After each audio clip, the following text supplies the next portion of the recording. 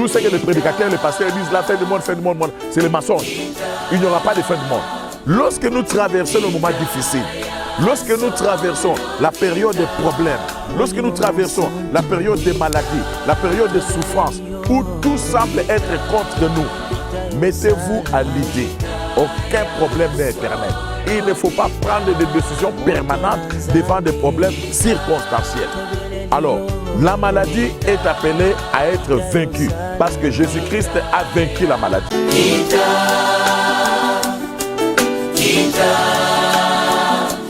Mesdames et messieurs, très chers excellents enfants de Dieu, très chers internautes, shalom. C'est votre serviteur, le Bishop Élisée Mulumba.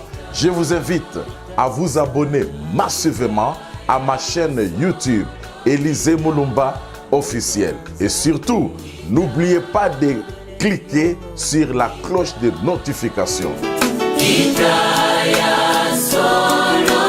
Mesdames et messieurs, très chers internautes, très excellents enfants de Dieu, shalom. Je voulais vous inviter, avant de pouvoir partager avec vous ces quelques minutes, je voulais vous inviter à pouvoir vous abonner massivement à ma nouvelle chaîne YouTube, Élise Mulumba officiel. Et surtout, n'oubliez pas de cliquer sur la cloche de notification pour recevoir des différentes vidéos en temps réel. Que le Seigneur vous bénisse abondamment. Je voulais partager avec vous, je voulais vous exhorter, je voulais vous édifier en ce qui concerne les problèmes. Partout où je passe ces derniers temps, les gens parlent en termes de problèmes. Quand je parle avec des amis qui sont aux États-Unis, ils me parlent en termes de problèmes. Quand je parle avec certaines familles qui sont au Canada, ils me parlent en termes de problèmes. Quand je parle avec nos amis qui sont ici en Europe, ils me parlent en termes de problèmes. Quand je parle même avec nos amis qui sont en Afrique, là c'est encore pire, il y a des problèmes. Je voulais vous dire ceci. Tout le monde a des problèmes. Tout le monde a des problèmes. Les hommes, les femmes, les enfants, les parents, tout le monde a des problèmes. Certaines personnes peuvent avoir des problèmes, d'autres personnes peuvent avoir 3 problèmes, d'autres personnes peuvent avoir des grands problèmes, d'autres personnes ont des petits problèmes, mais néanmoins, tout le monde a des problèmes, y compris les païens, tout comme des chrétiens, des croyants, tout comme les non-croyants, les serviteurs de Dieu, tout comme des fidèles normaux. Tout le monde a des problèmes. Là n'est pas le souci. Le souci, c'est comment est-ce que tu deals avec les problèmes. How do you deal with those problems? Comment tu traites les problèmes? Quelle est ton attitude vis-à-vis des problèmes? Il y a certains problèmes qui ont arrivé à certaines personnes, ça les a enterrés. Comme nous aimons bien le dire, les grands problèmes enterrent des petites personnes. Mais des grandes personnes, ils enterrent des problèmes et des grands problèmes. Tout est au niveau de l'attitude. Quelle est l'attitude que tu adoptes? Quel est le comportement? Quel est le caractère que tu dois afficher vis-à-vis des problèmes? Ayant compris que tout le monde a des problèmes. Et des fois, nous pensons que le problème que moi je traverse, mon problème est plus grand que tous les autres problèmes que les gens traversent dans le monde. Non, non, non, non, non, non. Vous pouvez avoir l'opportunité, surtout nous les serviteurs de Dieu, nous parlons avec plusieurs personnes. Tu peux parler avec une personne, surtout au moment des entretiens pastoraux, qu'on appelle cure d'âme. C'est là qu'on réalise, oh, mais mon problème n'est rien. Mon problème n'est rien par rapport au problème que mon voisin est en train de traverser. Mon problème n'est rien par rapport au problème que cette sœur-là ou cette voisine-là est en train de traverser ou cette camarade-là est en train de traverser. Frères et sœurs, quel est le caractère que vous adoptez vis-à-vis des problèmes? Ton altitude dépendra de ton attitude. Tout le monde a souvent des problèmes. Mais certaines personnes, leurs problèmes les amènent à la mort. Leurs problèmes les amènent au suicide. Leurs problèmes les amènent au découragement. Et d'autres personnes même, ils n'arrivent plus à manger, ils n'arrivent plus à dormir à cause de ces problèmes-là. Frères et sœurs, Jésus-Christ est la solution à nos problèmes. Je me souviens de Josué. Lorsque Josué est arrivé avec le peuple de Dieu devant Jéricho, ils se sont rencontrés que Jéricho était fermé et barricadé. personne n'entrait, personne ne sortait. Josué, à un moment donné, il ne savait plus quoi faire. Parce que jusque-là, personne n'avait défié Jéricho. Hein. Jéricho était une très grande ville. Je crois, après l'Égypte, c'était Jéricho. De la même manière que personne n'avait jamais défié l'Égypte, personne aussi n'avait jamais défié Jéricho. Ce qui fait que lorsque Josué est arrivé avec les Hébreux devant Jéricho, ils ont trouvé Jéricho était barricadé et fermé. La muraille, l'épaisseur de la muraille de Jéricho mesurait 6 mètres. La muraille de Jéricho avait 6 mètres d'épaisseur. J'ai été plusieurs fois à Jéricho là-bas en Palestine. Dieu va donner un grand secret à Josué. Il lui parle en ces termes. Là, je suis dans Josué chapitre 6, verset 2. La Bible dit, l'Éternel Dieu dit à Josué, vois, je livre Jéricho entre tes mains. Frères et sœurs, c'était là le secret de l'écroulement de la muraille de Jéricho. Josué devait voir ce que Dieu était en train de vouloir lui montrer. Parce qu'il y a des fois, on regarde, mais on ne voit pas. Quelqu'un peut regarder sans rien voir. Le jour où Josué a vu, ou encore le jour où Josué a réalisé ce que Dieu était en train de lui montrer. Qu'est-ce que Dieu était en train de lui montrer? Dieu était en train de lui montrer, Jéricho était entre tes mains. Dieu lui a dit, je livre Jéricho entre tes mains. Je livre son roi entre tes mains. Je livre les vaillants militaires qui font le tour entre tes mains. Alors le jour où Josué a vu, il a réalisé que réellement Jéricho était déjà entre ses mains, ces vaillants militaires, ces vaillants soldats étaient déjà entre ses mains, et que même le roi était entre ses mains, ce jour-là, la muraille de Jéricho s'était écroulée. Frères et sœurs, il y a quelqu'un, il y a un musicien américain qui a chanté en disant, je lui donne raison, tout ce qui ne te tue pas te rend plus fort.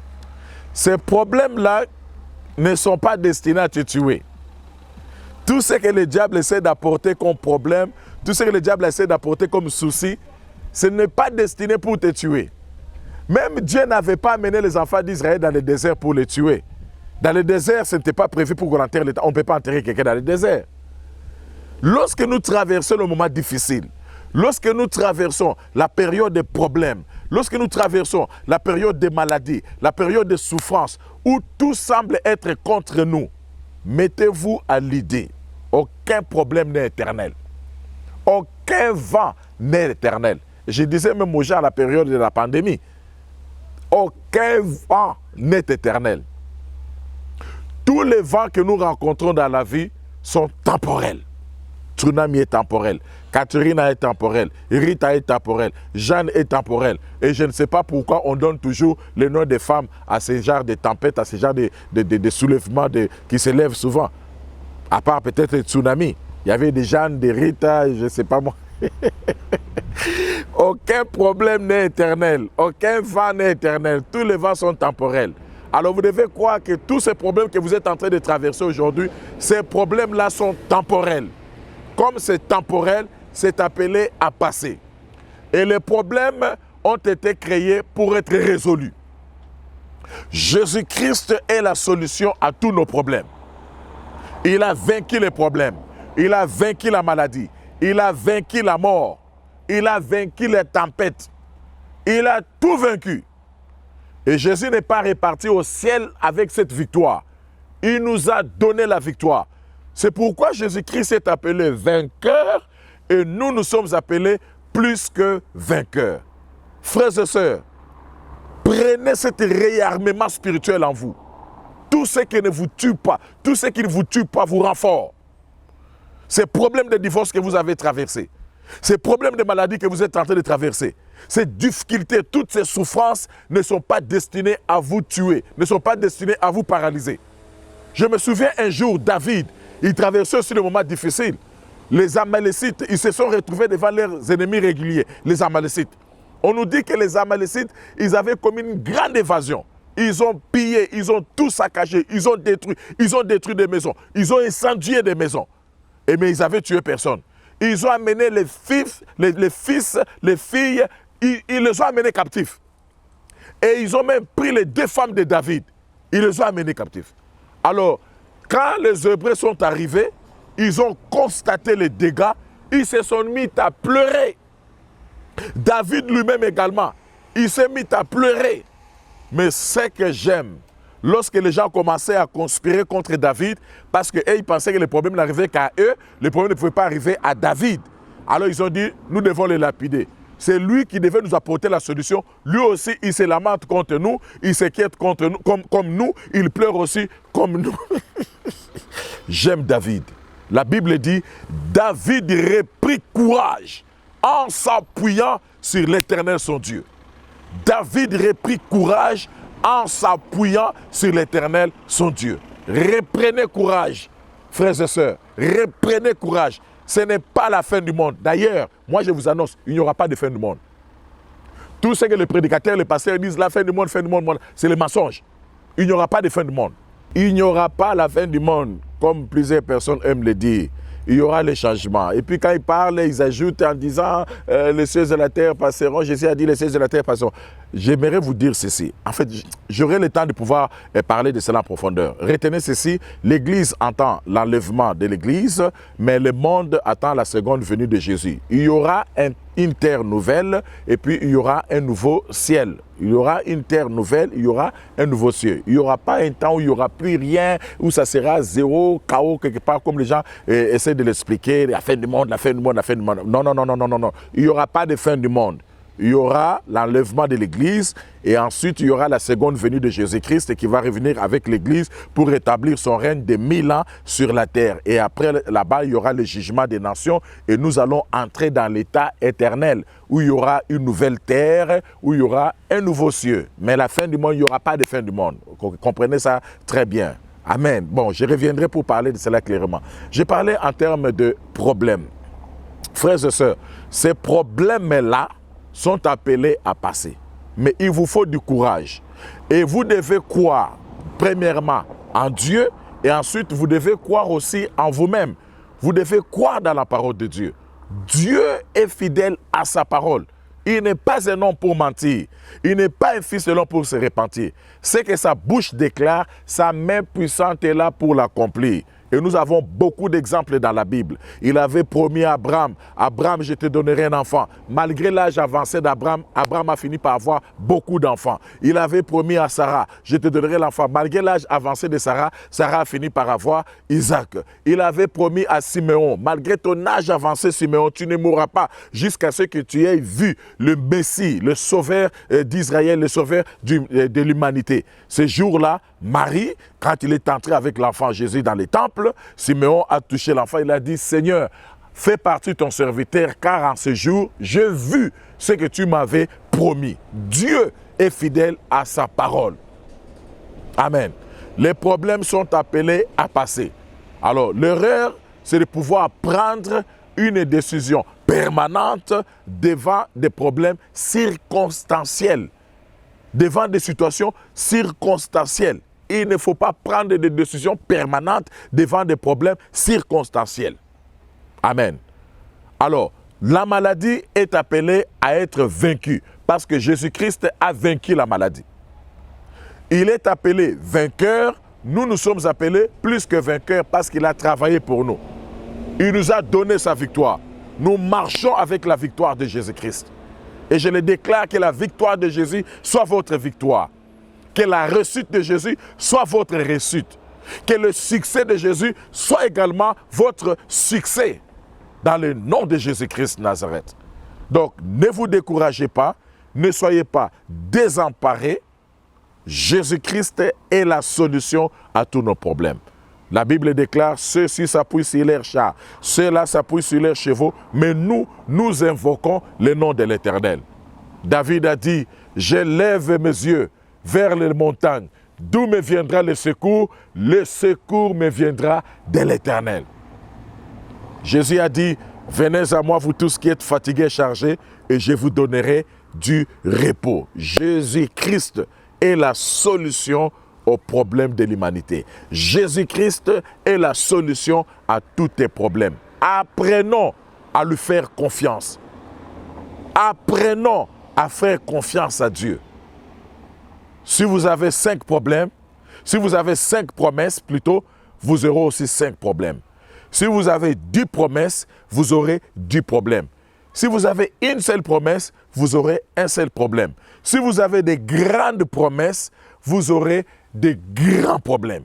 Et si vous avez des petites promesses, vous aurez aussi des petits problèmes. Les problèmes qui nous arrivent sont proportionnels ou c'est toujours par rapport aux promesses que Dieu nous donne. Ceux-là qui ont des grandes destinées avec Dieu, ils auront souvent des grands problèmes. Alors arrêtez de vous poser ce genre de questions. Pourquoi c'est toujours moi? Pourquoi tel problème c'est toujours moi? Pourquoi tel problème c'est toujours moi? Pourquoi telle difficulté c'est toujours moi? Parce que vous avez une grande destinée avec Dieu.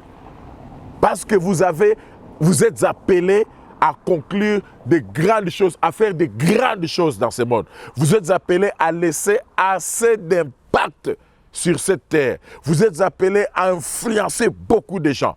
C'est la raison pour laquelle des grands problèmes arrivent qu'à vous. Je vais terminer en disant ceci. Le malheur atteint souvent le juste, mais le Seigneur en délivre toujours. Le malheur atteint souvent le juste, mais le Seigneur en délivre toujours. Lorsque le malheureux crie, l'Éternel entend et il le délivre de toutes ses angoisses.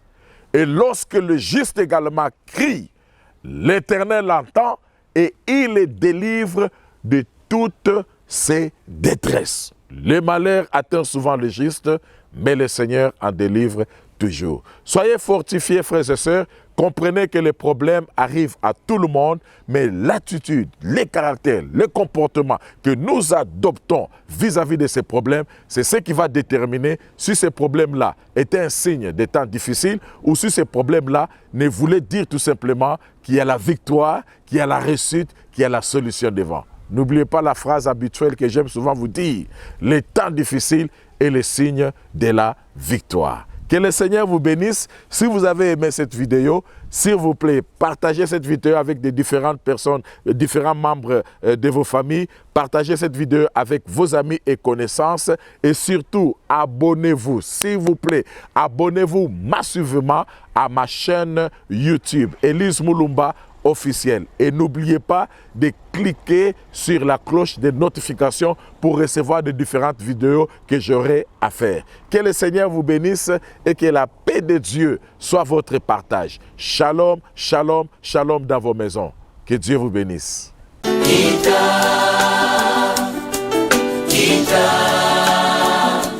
Mesdames et messieurs, très chers excellents enfants de Dieu, très chers internautes, shalom. C'est votre serviteur, le bishop Élisée Mulumba. Je vous invite à vous abonner massivement à ma chaîne YouTube, Élisée Mulumba officiel. Et surtout, n'oubliez pas de cliquer sur la cloche de notification.